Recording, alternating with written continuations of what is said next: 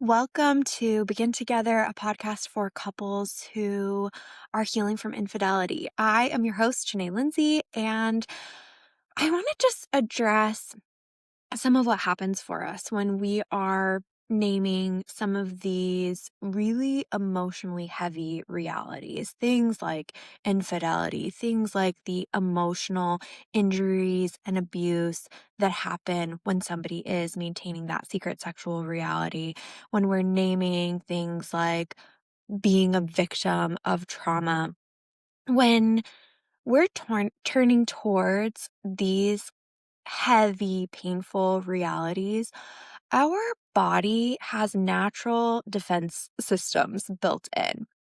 And our defense system is there really to ensure that we are protected. And our defense system wants to respond in a way, of course, that's going to feel the safest for our body, mind, spirit, all of that, right? So, anytime there are strong emotions, that defense system is going to be activated.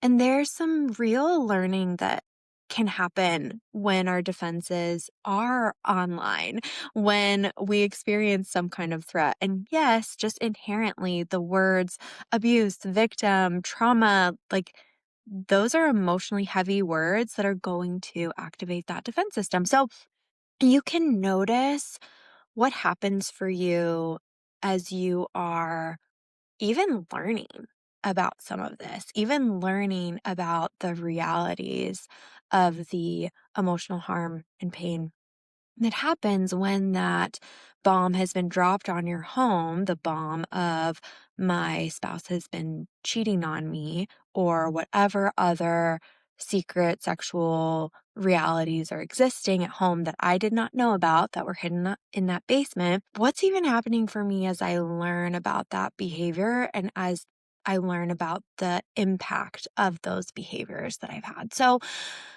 tuning in to your own defense system can actually be such a significant part of your own learning and healing process.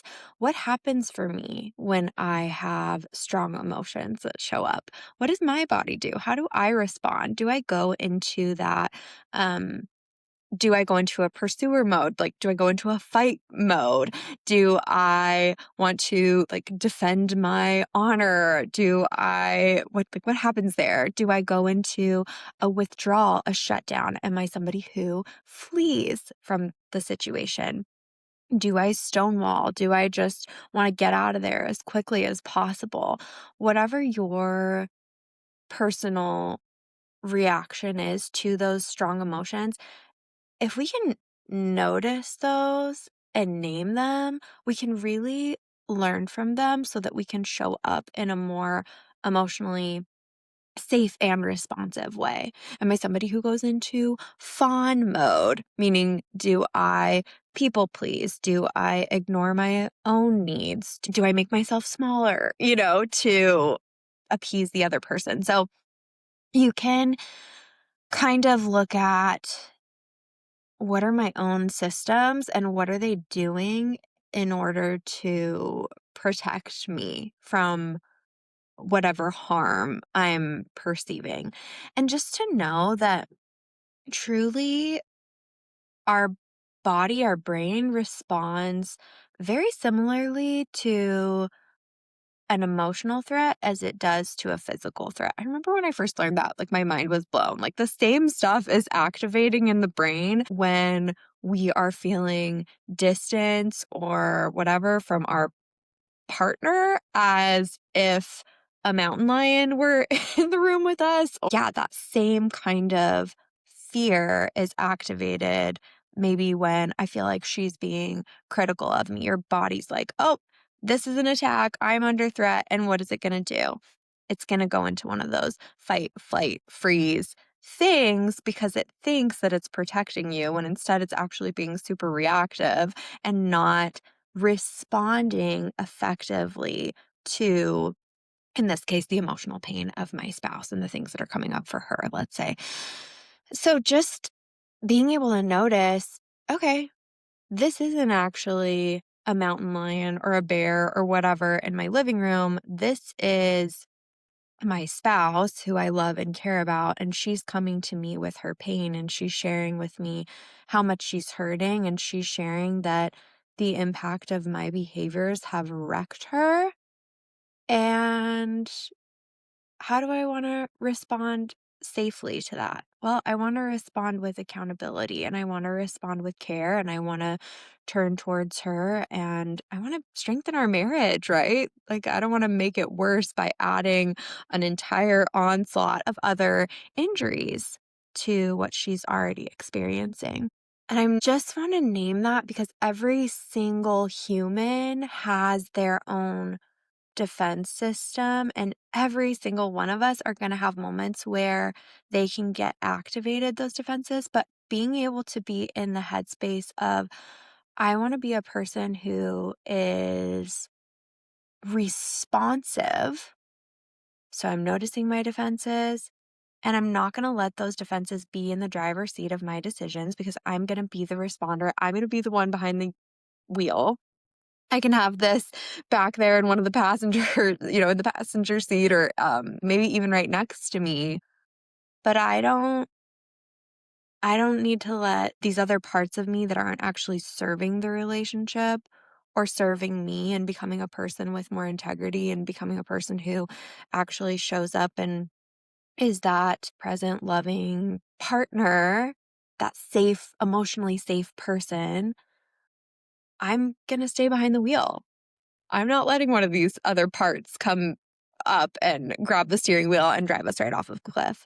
I'm going to be responsive rather than reactive. And that's the differentiator that I always like to think about. So often, even with my own behaviors and how I'm showing up in the world, am I being responsive to this or am I being reactive? Our emotions are really important to be able to notice and name. We just don't want our emotions, again, to be behind that wheel. I want to be aware of my emotions and I want to notice them and I want to tune into them because maybe they're an important clue into what's happening for me or what's going on for me, but I don't want them to be in the driver's seat. I want my most value based, integrity driven self behind the wheel of that. So, anyway, other forms of defenses that can come up, we can do things like intellectualizing. We can go into black or white or all or nothing thinking. We can do table turning, make the person who maybe comes to us with their hurt responsible. We can make them responsible for the pain actually that we have caused by like somehow turning those tables. We can do that victim blaming. People also sometimes our defense systems are humor. Humor actually is one of those ways that the body very strongly protects itself. It's like, oh, I'm going to come up for air. I'm going to kind of take a pause from this. But using humor to avoid and escape accountability is when that really can add to an injury, right? So, humor, sarcasm, those are also these other forms of defenses that we don't always necessarily think about. And I love Dr. Manuela's phrase for this, that anytime we have emotions, we have fences. So our body literally builds fences to protect ourselves. And I just think as such a significant part of that learning, we can really make note, write down what are my emotions, even right now, learning about this. What emotions am I feeling right now?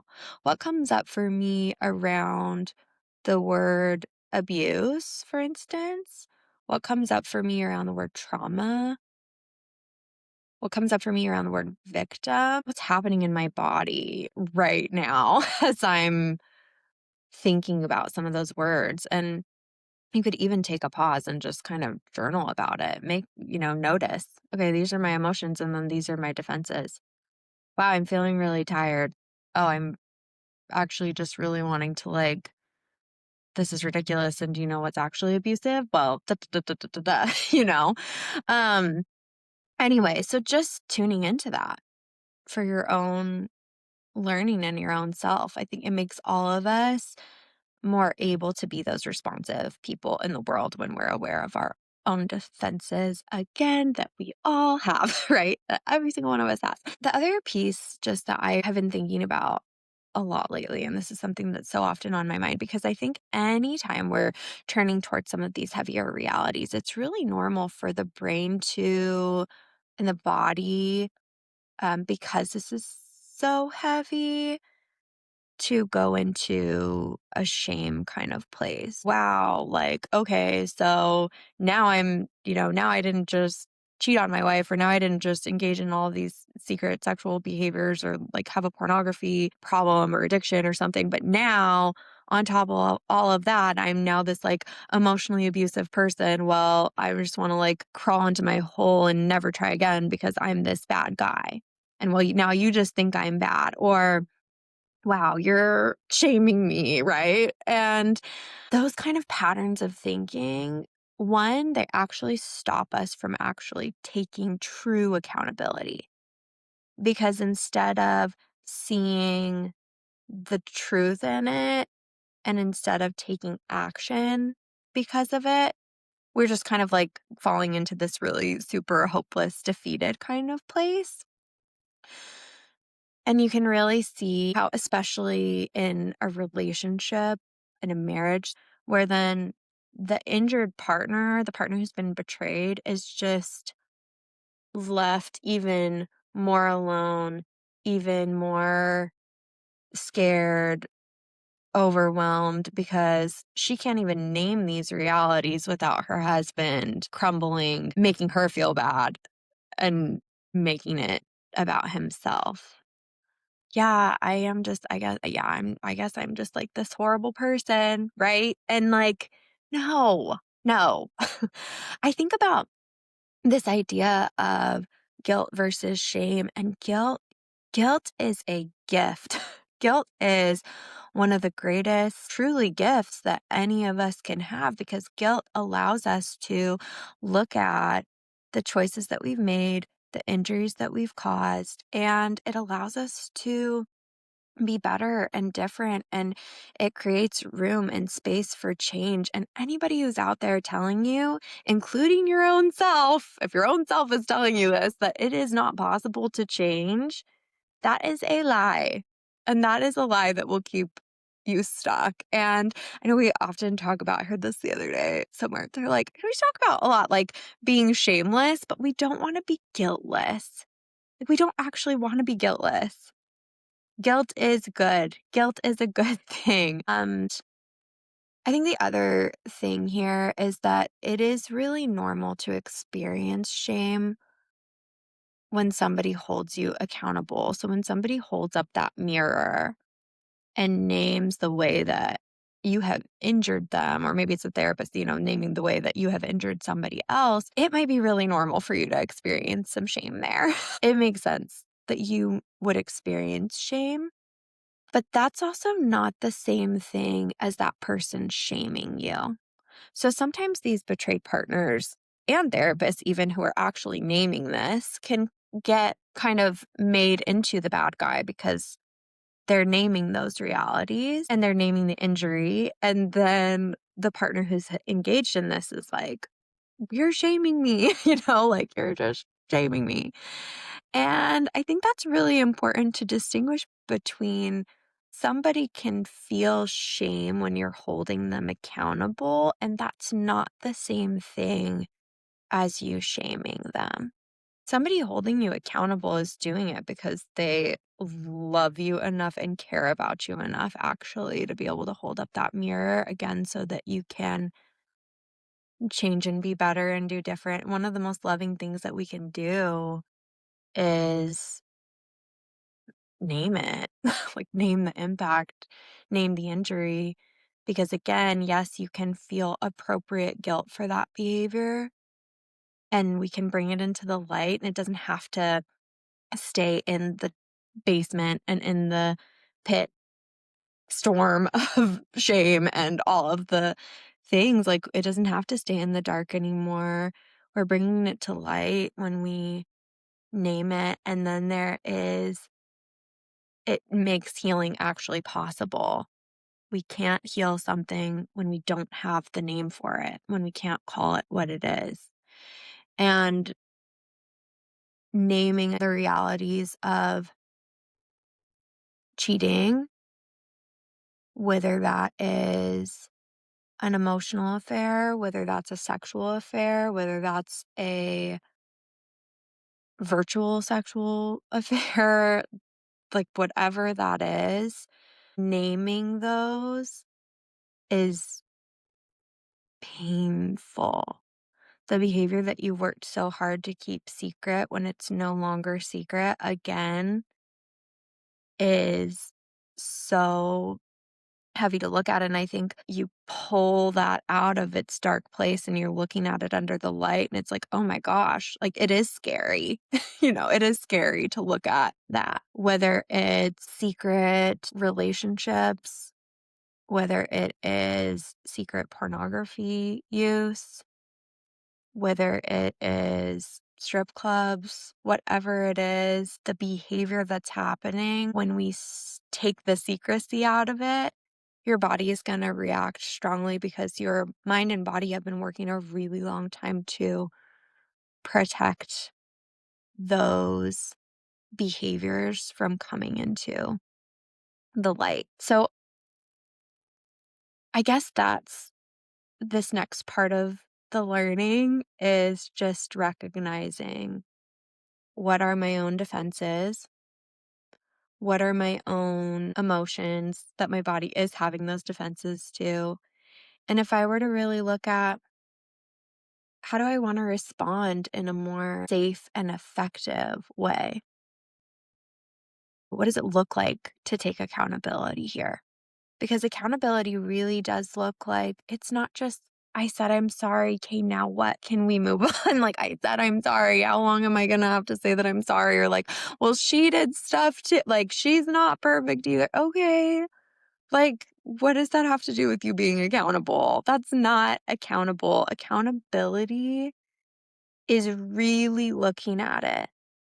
What got me here? How did I justify this kind of behavior? How did I make this okay? It's not okay. What are the injuries? Who have I hurt through this?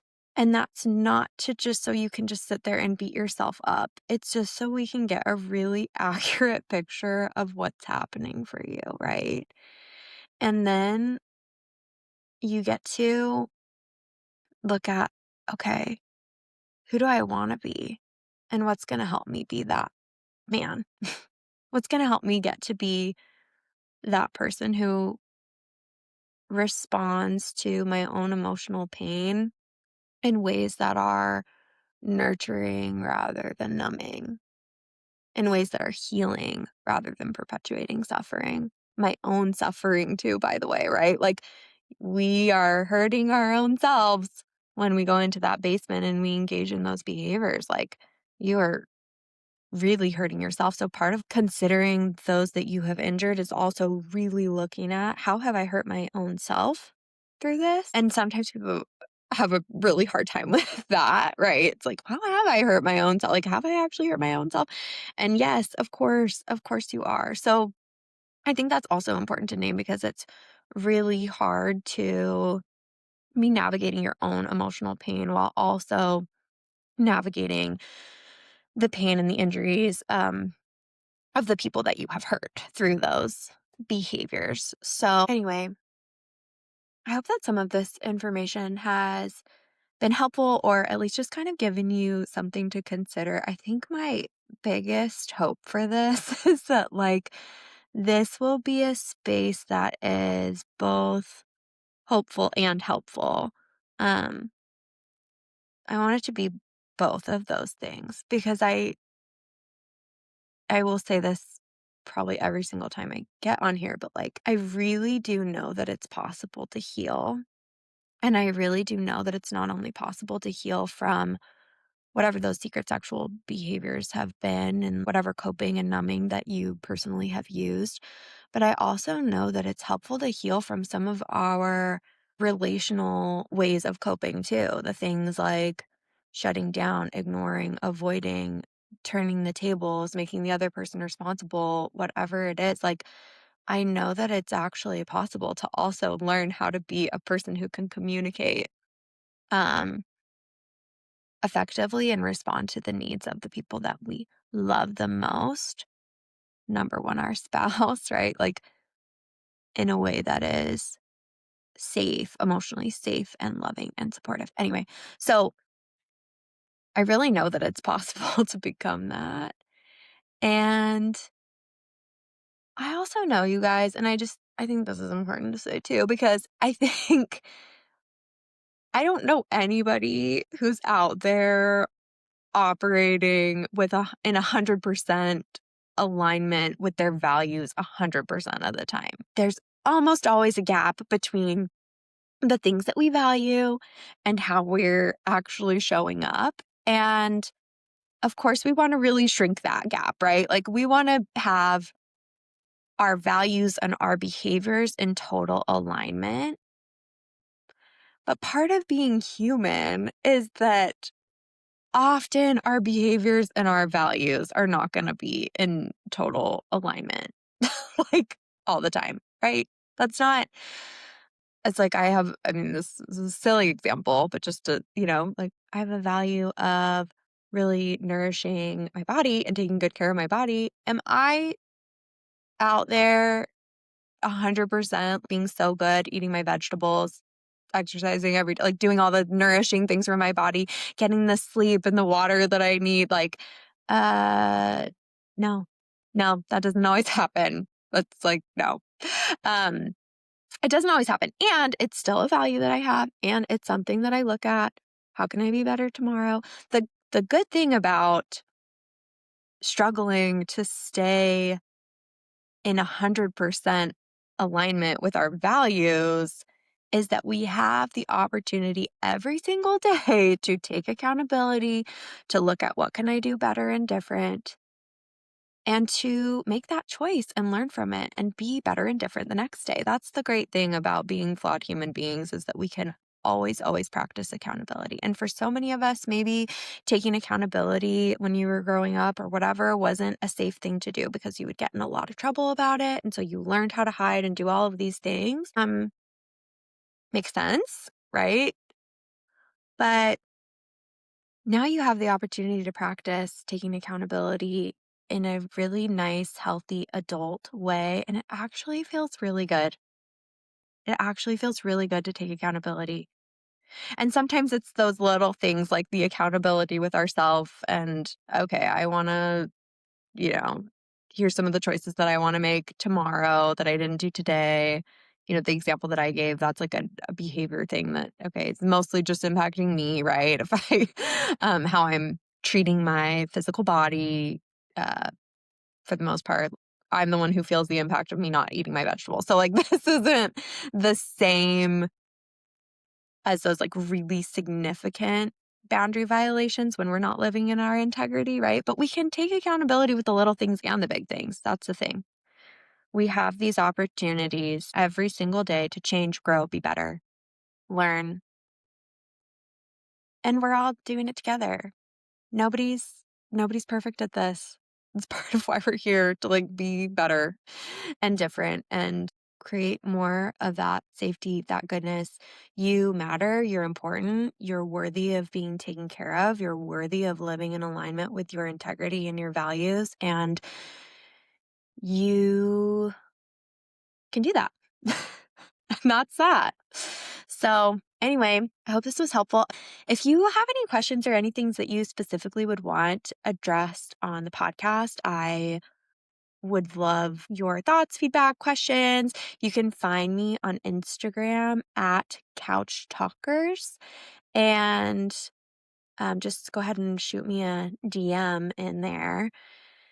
And awesome. Thank you all for being here. Again, I'll link some different resources in the show notes. We have a coaching program for couples. It's a 90-day program, and basically just a foundational, here's all the things that you need as you are starting this journey, and a lot of good tools and resources that you can bring to your own therapist. We really have the benefit here at our practice where we have multiple therapists who are trained in this model. So we can have somebody working with the husband and somebody working with the betrayed partner, and people are getting really cohesive treatment. But I know that's just not the case in a lot of situations. So, um, we also have that resource for couples who just want to kind of start out with the same information and then be able to share some of those things with their own therapist so that you can get consistent care and actual treatment. So, anyway, thank you again for being here, and I will see you in the next episode. Take care.